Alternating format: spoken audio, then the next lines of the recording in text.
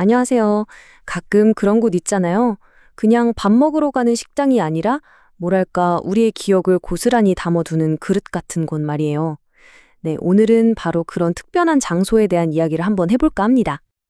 아버지가 요양원에 계시는데 우리 초밥이 생각난다 하셨나 봐요. 정말 마음이 뭉클해지는 한마디죠. 이 이야기는 바로 한 식당 주인의 이 말에서 시작됩니다.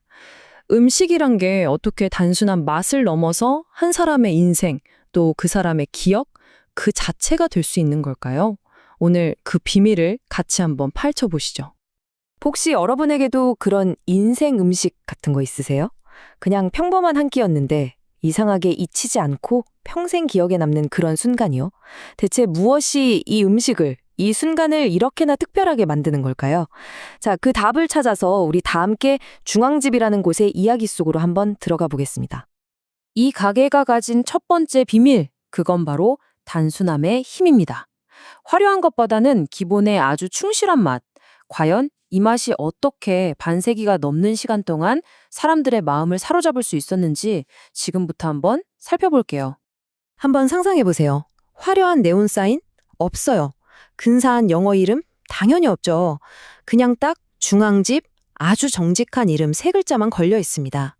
이 간판 자체가 마치 우리는 오직 맛으로만 승부합니다 하고 묵묵히 말하는 것 같지 않나요?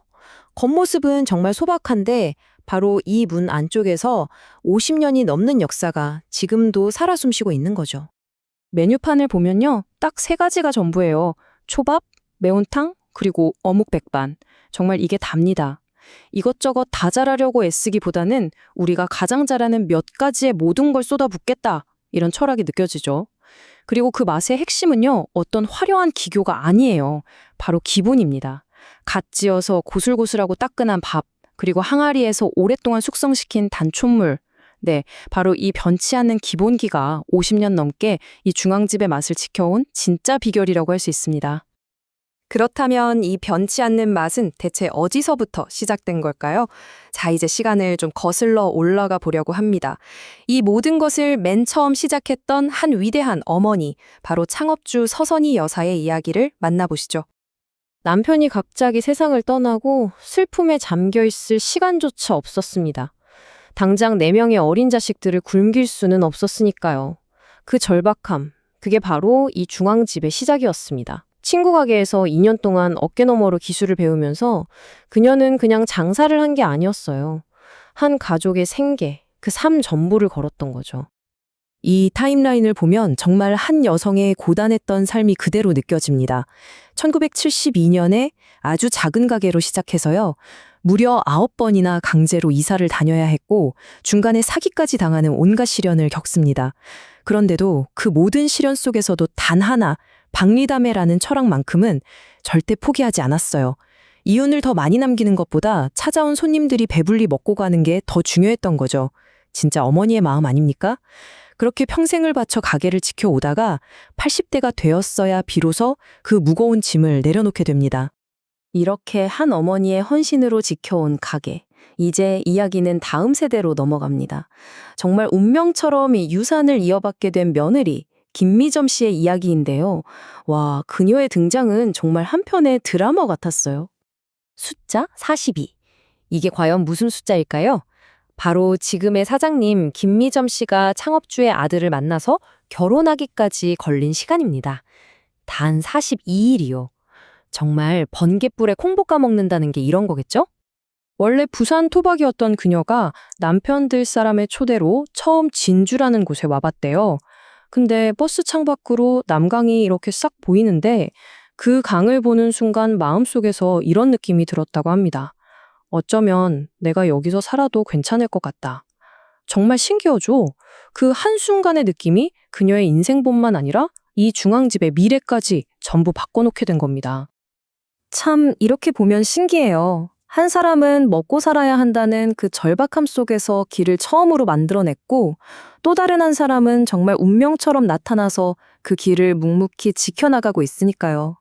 시어머니가 그 강인함으로 가게의 털을 닦았다면 며느리는 그에 대한 존경심으로 그 유산을 소중히 이어가고 있는 거죠. 시작점은 달랐지만 이 가게를 향한 마음만큼은 이렇게 세대를 넘어 하나로 이어진 겁니다. 자, 그럼 다시 현재로 돌아와 볼까요? 이 위대한 유산이 오늘날에는 과연 어떻게 살아 숨쉬고 있는지 그 모습도 한번 들여다보죠. 이제 중앙집은 그냥 맛있는 초밥집, 이걸 넘어서서 한 가족의 역사가 담긴 곳이 됐어요.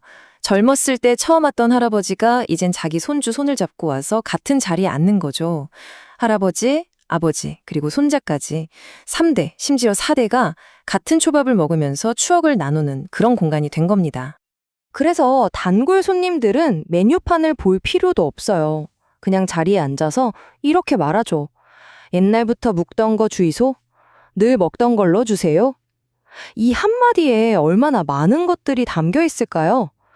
수십 년 동안 쌓인 깊은 신뢰, 그리고 이 집 맛은 절대 변하지 않을 거라는 그런 확신이요. 생각해보세요. 51년이나 된 가게의 유산을 이어받는다는 게 그 무게감이 정말 어마어마했을 거예요. 그래서 며느리 김미점 씨의 가장 큰 두려움이자 소망이 뭐였냐면 단골 손님한테 맛이 변했네? 이 말을 듣는 거였대요. 시어머니의 이름에 혹시라도 누가 될까 봐. 그래서 매일매일 시어머니가 평생 하셨던 방식 그대로 단 하나도 바꾸지 않고 그 맛을 지켜내기 위해 정성을 다하는 거죠. 자, 이제 우리가 맨 처음에 들었던 그 이야기로 다시 돌아와 볼게요. 아버지가 요양원에 계시는데 우리 초밥이 생각난다고 하셨다는 그 말이요. 이제는 그 한마디의 무게가 처음과는 완전히 다르게 느껴지지 않으세요?